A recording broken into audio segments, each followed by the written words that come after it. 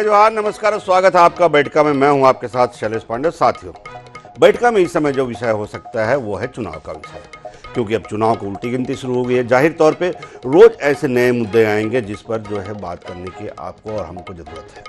कारण ये है कि इससे बड़ा भी प्रदेश में कोई मुद्दा ही नहीं है। और इस समय अगर हम बात करें तो सबसे बड़ा मुद्दा जो है वो टिकट बंटवारे का है। चाहे भाजपा हो, चाहे कांग्रेस, चाहे आम जनता हो, मतदाता हो, उन्हें इस बात का इंतजार है कि किनको टिकट मिल रही है और कौन उनके प्रत्याशी हो सकते हैं और किसके आधार पे वो वोट डालने जाएं, बूथ तक जाएं, कौन से प्रत्याशी हैं जिनके चेहरे को देखकर वो वोटिंग करें। इंतजार सभी को है। भाजपा ने ये इंतजार कमोबेश खत्म भी कर दिया है, लेकिन कांग्रेस को अभी अपने पत्ते खोलने बाकी है। तो इसका फॉर्मूला क्या होगा? भाजपा का फॉर्मूला क्या था और कांग्रेस का फॉर्मूला क्या होगा टिकट बंटवारे का, प्रत्याशी चयन का? इसी पर आज बात करेंगे। हमारा शीर्षक है सत्ता की आस, किसका फॉर्मूला खास।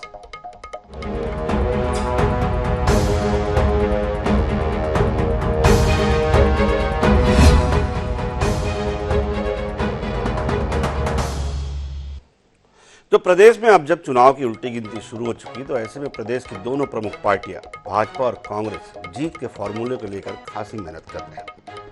खासतौर पर दोनों पार्टियां प्रत्याशी चयन को लेकर कुछ ज्यादा कारगर रणनीति पर काम कर रहे हैं। भाजपा ने जीत का फॉर्मूला अपनाते हुए जिताऊ प्रत्याशी को टिकट देने की बात कही है। जिन टिकटों का ऐलान हुआ है उसमें यह माना जा रहा है, भाजपा का दावा है कि उस सभी ऐसे काबिल व्यक्तियों को दिया गया है जो जीतने का मादा रखते हैं।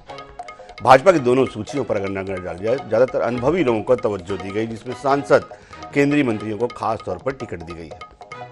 भाजपा का मानना है कि नामों के मंथन में इस बात को खास ध्यान में रखा गया कि जितनी काबिलियत रखें उन्हीं को टिकट दिया जाए। इधर कांग्रेस भाजपा की सूची को जिताऊ तो नहीं मान रही है, लेकिन खुद अपनी सूची को लेकर कांग्रेस का क्या फॉर्मूला होगा, इस पर कांग्रेस अभी भी चुप्पी साधे हुए है। निश्चित रूप से बहुत सारे दावेदार रहते हैं। एक एक विधानसभा में 6-6, 7-7, 8-8 योग्य लोग हैं हमारे पास जो वर्षों से मेहनत कर रहे हैं। कोई जिला पंचायत में है, कोई जनपद है, कोई अलग अलग जिला के संगठन में दायित्व निभा रहा है, संघर्ष वर्षों से कर रहे हैं। सबकी उम्मीद रहती है कि उसे अवसर मिलेगा, मगर वो 6, 8, 10 में से एक ही को मिलता है। बाकी लोगों में थोड़ी निराशा 2-4 दिन रहती है। उन सब से वो पुराने कार्यकर्ता हैं, बातचीत कर लेंगे, सब बात कर लेंगे।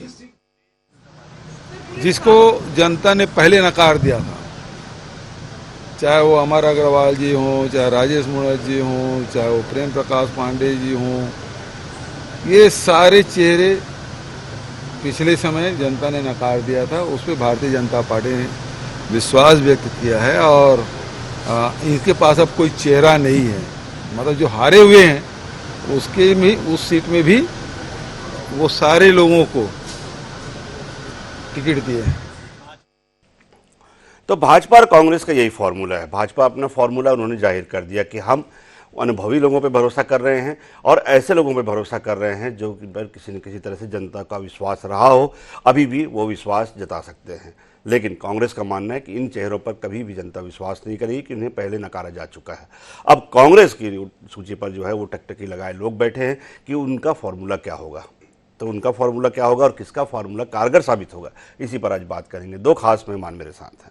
मेरे साथ सुरेंद्र वर्मा जी हैं, कांग्रेस संगठन के सबसे अनुभवी आवाज़, तेज तर्रार आवाज़, तथ्यों के साथ तथ्यपरक बात करते हैं। सुनील चौधरी जी हैं, अपने आक्रामक रूप से और साथ में विवेचनात्मक जो व्याख्या करते हैं उसके हम कायल हैं। आप दोनों का बहुत बहुत स्वागत है।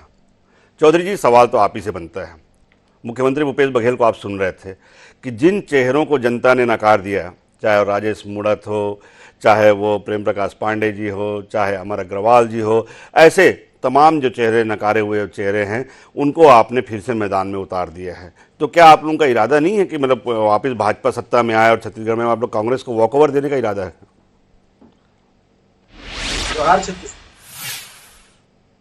नकार तो माननीय मुख्यमंत्री जी को पाटन की जनता ने भी दिया। नकारने की बात करें तो लोकसभा के चुनाव में रायपुर की जनता ने भी माननीय भूपेश बघेल जी को नकार दिया था। तो ये हार जीत का जो क्रम है राजनीतिक दल के कार्यकर्ता के नाते तो चलता रहता है। माननीय श्रीमती इंदिरा गांधी जी भी चुनाव हारी, हमारे नेता श्रद्धेय अटल बिहारी वाजपेयी जी भी चुनाव हारे थे। तो चुनाव हारना जीतना ये मापदंड नहीं है। आप वापस किस ताकत के साथ आते हो। भारतीय जनता पार्टी का कार्यकर्ता जिस ताकत के साथ आज खड़ा है मैदान पर, भारतीय जनता पार्टी का कार्यकर्ता लड़ने की क्षमता के साथ, और देखेंगे आप हमारे 85 जो उम्मीदवार है, 85 है, घोषित हो चुके हैं। हमारा फार्मूला स्पष्ट है कि जो जीत सकता है, जीतने के लिए सभी योग्य हैं, लेकिन पार्टी ने भरोसा किया है, जहां पर हमारे वरिष्ठों को टिकट दिया, वहां पर हमारे युवा साथियों को भी टिकट दिया है। एक सभी तरीके से जो है संयम बरतते हुए और सभी को साथ लेकर के चलने का काम है, वो भारतीय जनता पार्टी के इस टिकट बंटवारे में आपको दिखेगा। सभी वर्गों के साथ में न्याय किया गया है, सभी समूहों के साथ में न्याय किया गया है। तो भारतीय जनता पार्टी का एक ही भाव है कि सबका साथ, सबका विकास, और सबको लेकर के चलने का काम है।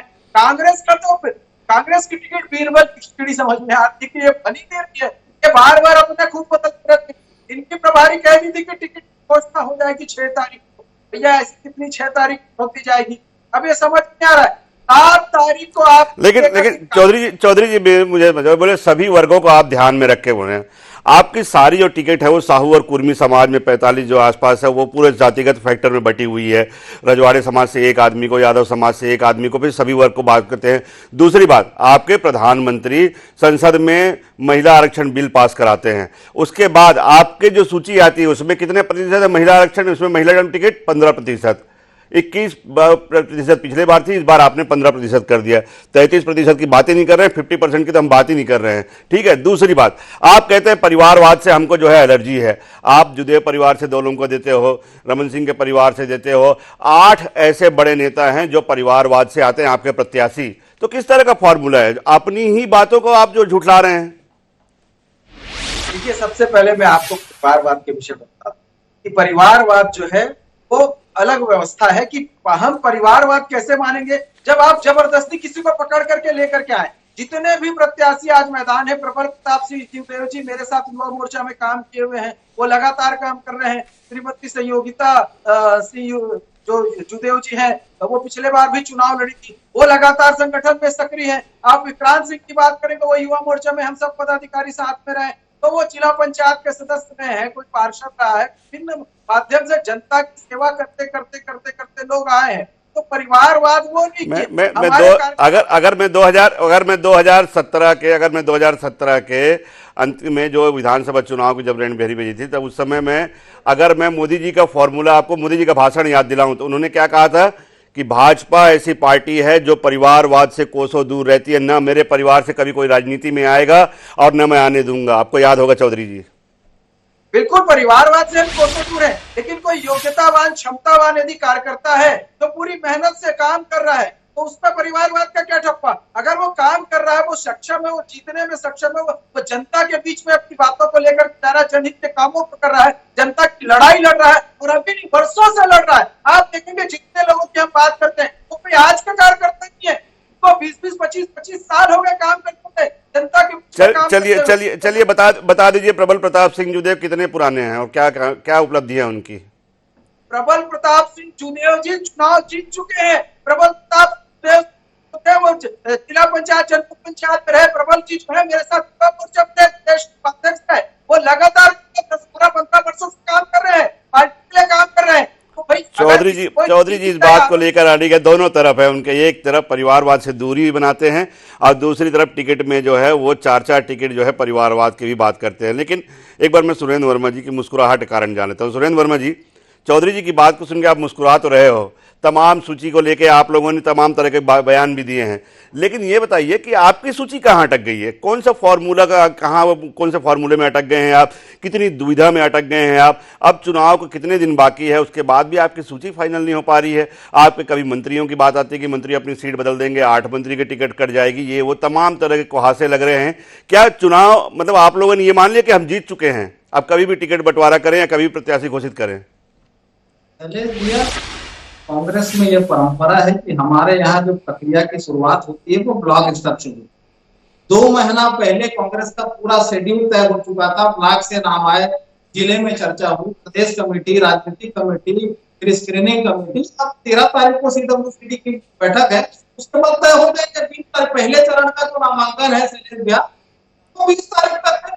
तो इतनी हड़बड़ी भाजपा ने पहली बार दिखाई है। कोई भी राजनीतिक पार्टी छत्तीसगढ़ में ये परंपरा पहले नहीं थी शैलेश भैया कि ये बहुजन के रास्ते में जा रहे थे भाजपा वाले। मैंने यही तो कहा, मैंने यही तो सवाल पूछा आपसे कि क्या आपको कांग्रेस को लगता है कि केवल एक महीने 30 दिन के समय में 15 तारीख को आप टिकट घोषित करेंगे, 17 को जो है मतदान है, 7 को मतदान है, केवल 15 दिन और एक महीने की तैयारी में आपको लगता है कि कांग्रेस पूरी 75 सीट में आ जाएगी? इतना आत्मविश्वास, इतना? एक महीने की तैयारी नहीं सकती सरकार है। पहले दिन से ही जनता की आर्थिक, सामाजिक और सांस्कृतिक तरक्की के लिए जो काम किया है, पिछले 2 साल से आप भी देख रहे हैं, प्रदेश के मुखिया भूपेश बघेल ने पिछले 2 साल से हर विधानसभा में भेंट मुलाकात की है, संभागीय सम्मेलन हुआ, भरोसे का सम्मेलन हुआ, कार्यकर्ताओं का प्रशिक्षण शिविर हुआ। कांग्रेस तो पहले से तैयारी कर रही है और ये केवल चुनावी मोड में रहने वाले भाजपाई, इनके तो सारे दावे फेल हो गए। आपने देखा होगा, ये भी कह रहे थे बड़ी बड़ी बात 2 साल से काम करते हैं। प्रत्याशियों का ऐसा संकट है, रायपुर में जो 4 सीटें हैं, 2 सीट ऐसी है जिसमें कांग्रेस से गए नेताओं को इन्होंने टिकट दी। जिस प्रकार से भाजपा के खिलाफ 2018 में जो चुनाव लड़े, चाहे वो राजिम हो, डोंडी लोहारा हो, सरायपाली हो, धर्मजीत सिंह को भी इन्होंने टिकट दिया। ये कहते थे युवाओं को देंगे टिकट, 80 साल के नरकीराम इनके लिए युवा है, अहिवारा में 75 साल के व्यक्ति जो है इनके लिए युवा हो सकते हैं, पुन्नूलाल मोहिले 72 साल के हैं, वो इनके युवा है, रमन सिंह स्वयं 70 पार कर चुके हैं, वो इनके युवा है, धर्मजीत सिंह जो दूसरे दल से बुलाए गए वो भी 70 पार के हैं। तो भाजपा का कोई भी फार्मूला, आपको याद होगा टेकाम जी जो है केस काल में इस्तीफा दिलवा के बुलवाए गए, और ऐसे लोगों की लंबी सूची है। उत्तर में जिनको टिकट मिला है, रायपुर उत्तर में शैलेश झा, आप भी वरिष्ठ पत्रकार हैं, जो भाजपा में 8 नाम थे जो चल रहे थे, जिनकी चर्चा थी, वो 8 नाम में भी नहीं थे ये। और धरतीमा में जिस प्रकार से सिर्फ टवल मची है, और जिस सूची को ये कल सुबह तक इनके प्रदेश अध्यक्ष फर्जी बता रहे थे, जिस वायरस सूची को, अब उसी की सफाई दे रहे हैं। तो भारतीय जनता पार्टी में तो ऐसा संकट है कि न इनको खाते बन रहे, न उगलते बन रहे। जो प्रदेश की इकलौती जो केंद्रीय मंत्री है, उनको भरतपुर सोनहत पे, वो रहती सूरजपुर में है, तो ये 4 सांसदों को उतारे हैं ताकि उनका टिकट काटने में इनको आसानी हो। तो भारतीय जनता पार्टी के जितने नेता हैं, और देखिए सबसे महत्वपूर्ण बात पहले दिया, राजनीति में जो जनादेश का सम्मान होना चाहिए, रमन सिंह के दागी भ्रष्टाचारी मंत्रियों को छत्तीसगढ़ की जनता ने 2018 में जिनको खारिज किया था, उन सारे के सारों को टिकट दे दिए।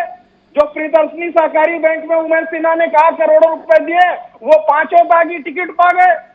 नान घोटाले में रमन सिंह आरोपी हैं, वो टिकट पा गए। तो सारे दागी, सारे भ्रष्टाचारी, अक्षोड़वा कांड, तमाम अमर अग्रवाल के खिलाफ आरोप थे, वो भी टिकट पा गए। तो ये कोई इनका तय फार्मूला नहीं है, बेचने की परंपरा है टिकट की। जो ये आरोप इनके नेता लगा रहे हैं, भाजपा के कार्यकर्ता, जो संपत अग्रवाल को टिकट मिली है, जो पुरंदर मिश्रा को टिकट मिली है, जो अनुज को टिकट मिली है, तो ये भाजपाइयों का आरोप है। क्या हुआ आरंग में? नहीं, विरोध तो है चौधरी जी, इस बात को तो आप मानेंगे कि आपकी सूची भले लाख परीक्षण के बाद आई हो। ओम माथुर जी कहते रहे कि भाई हमारी जो लगातार सतत प्रक्रिया हुई है, बैठ के हुई है, उसके बाद नाम फाइनल किया गया है, लेकिन विरोध तो है। देखिए तमाम जगह से विरोध, धरसीवा में क्या अनुज शर्मा के पुतले जलाए जा रहे हैं, आप देख लीजिए। रेणुका सिंह के खिलाफ वहां पर जो है वो नारेबाजी हो रही है कि पैराशूट प्रत्याशी नहीं चाहिए हमको। डमरूधर पुजारी वहां पे गरियाबंद में अलग चिल्ला रहे हैं कि भैया मुझसे क्या गलती हो गई जो मेरी टिकट काट दिए, इतने जो बड़े बड़े अंतर से हारे लोगों को टिकट दे दिए, मैं तो आपको जीत कर दिया 10 सीट, उसके बाद भी मेरी टिकट काट दिए। इतना विरोध क्यों, जब एक कार्डर बेस्ड पार्टी, एक संगठनात्मक पार्टी, अनुशासनात्मक पार्टी, इस देश की सबसे बड़ी पार्टी, उसमें टिकट बंटवारे में इतना गड़बड़ी, इतनी गलतियां कि विरोध आपके ही कार्यकर्ता विरोध कर रहे हैं, आपके विधायक विरोध कर रहे हैं।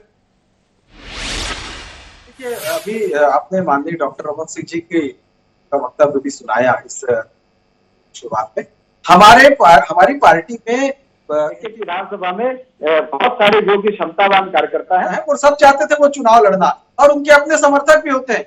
और भारतीय जनता पार्टी ने चूंकि टिकट का बंटवारा कर दिया, उसके बाद आप देखेंगे जब तक सूची नहीं आई थी, हमारे प्रदेश अध्यक्ष जी कह रहे थे कि हमने कोई अधिकृत सूची जारी नहीं, अब अधिकृत सूची जारी हो गई है। उसके बाद आप देखेंगे कि लगभग 90 से 95% कार्यकर्ता पूरे उत्साह के साथ जो है काम पर लग गया है। तो कहीं पर कोई विरोध नहीं, इस प्रकार का कोई अनुशासनहीनता, कोई चौधरी जी मैंने उदाहरण दिया आपको, मैंने उदाहरण दिया, धरसीवा में अनुज शर्मा के पुतले जलाए गए हैं, बेमेतरा में सड़क पे आके नारेबाजी की है लोगों ने। डमरूधर पुजारी जी ने और ऑफिशियल मीडिया में बयान दिया है कि मैं संगठन के लोगों से पूछना चाहता हूं कि मैं तो जीत कर आया था, मेरे से क्या गलती हुई। तो ये अनुशासनहीनता नहीं है ना, ये कोई विरोधाभाव है। वो आकर के पूछे, बिल्कुल पूछना चाहिए भाई, हमारी पार्टी है, वहां हमारे वरिष्ठों से कोई बातचीत करना चाह करे।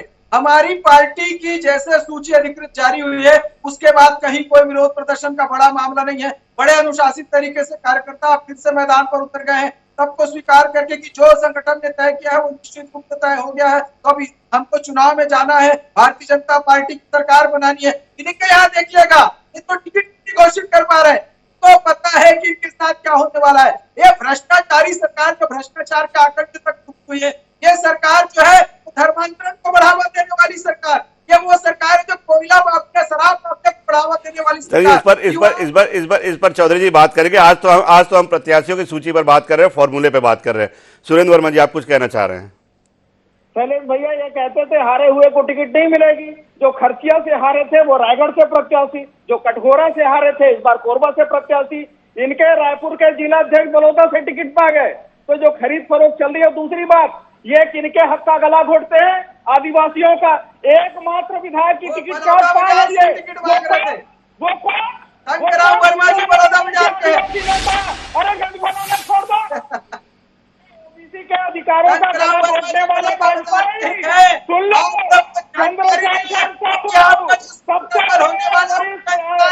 ओबीसी नेता, पूर्व सांसद, पूर्व मंत्री, जब टिकट काटने की बारी आई तो करता होगा। अरे छोड़ दो।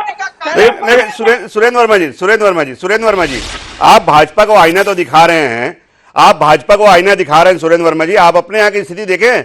नवागढ़ की पूरी जनता ने आके राजीव भवन में ज्ञापन सौंपा, वहां पर विरोध प्रदर्शन किया कि आप वहां से हमारे विधायक को बजाय मंत्री रुद्रगुरु को क्यों टिकट दे रहे हैं, बाहरी आदमी को। ये आपके यहाँ भी टिकट घोषित होने से पहले ये स्थिति है।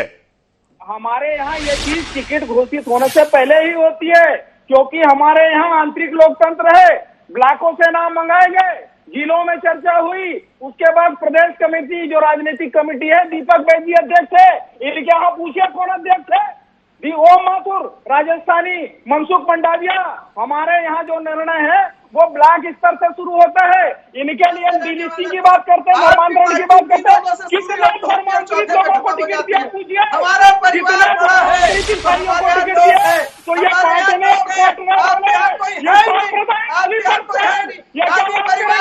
अपने कार्यकर्ता और नेताओं के हक का गला घोटने वाले वाजपेयी, ये किसी से बात करेंगे, ये पूंजीपतियों के टिकट बांटने वाले वाजपेयी। इनको नेता कार्यकर्ता नहीं चाहिए, इनको आईटी सेल का पेट वर्कर, चोरू करने वाले टोल आर्मी चाहिए, जिनके माध्यम से ये नफरत फैला सके। भाजपाइयों की हकीकत यही है, इनको कार्यकर्ता नहीं चाहिए, इनको चौकीदार चाहिए, इनको नौकर चाहिए, इनको पार्टी में नेता और कार्यकर्ता नहीं चाहिए। इनकी हकीकत यही है। इनके प्रदेश अध्यक्ष को नहीं पता है कि किसके नाम पे चर्चा हो रही है। एक दिन पहले तक की सूची को बहरहाल आप दोनों एक साथ चिल्लाएंगे तो मैं दोनों की आवाज जो है वो दर्शकों तो को समझ में नहीं आएगी। लेकिन एक सिंपल सी बात, एक सामान्य सी बात जो सामने आई है, भाजपा ने टिकट बंटवारे में कहीं ना कहीं, देखिए जब टिकट बंटवारा जब घोषणा होती है तो कहीं ना कहीं विरोध के स्वर तो उठते हैं। मैं सुनील चौधरी जी की इस बात से सहमत हूं कि विरोधाभास तो होता ही है, विरोध के स्वर उठते हैं। और विरोध के स्वर चाहे भाजपा की बात करें चाहे कांग्रेस की बात करें, कहीं से भी हो, जो जिनकी टिकट कटती है, जहां असंतोष होता है वहां विरोध के स्वर उठेंगे। लेकिन सुरेंद्र वर्मा जी, आप माने चाहे ना माने, फॉर्मूला चाहे जो भी हो, उनको लगता है कि भाई रमन सिंह एक विश्वसनीय चेहरा है तो उन्होंने रमन सिंह को दे दिया, उनको लगता है कि विजय बघेल एक विश्वसनीय चेहरा है तो उनको दे दिया, उनको लगता है उनके 3 सांसद जिन्होंने वहां पे पिछली बार जिन पर जनता ने भरोसा जताया था उनको लगता है कि उनको दे दिया। लेकिन फॉर्मूला चाहे जो भी हो, बीजेपी इस कड़ी में आपसे कम से कम 2 कदम आगे तो है। अभी तक आपके लोगों को, भले आपका आत्मविश्वास हो कि हम 10 दिन पहले टिकट घोषित करें हमारे प्रत्याशी जीत जाएंगे, लेकिन अगर फॉर्मूले की बात करें तो बीजेपी अपने फॉर्मूले में चल रही है कि पहले टिकट घोषित करें ताकि उन नामों पर जनता की सहमति बन सके और जनता का जो समर्थन मिल सके, जो वो अपना समर्थन जुटा सके। देखेंगे कांग्रेस का फॉर्मूला क्या होता है जिससे सत्ता वो दोबारा उसमें उनको आस है। आप दोनों मेहमानों का बहुत बहुत धन्यवाद इस शो में जुड़ने के लिए। कल नए विषय के साथ फिर मिलेंगे।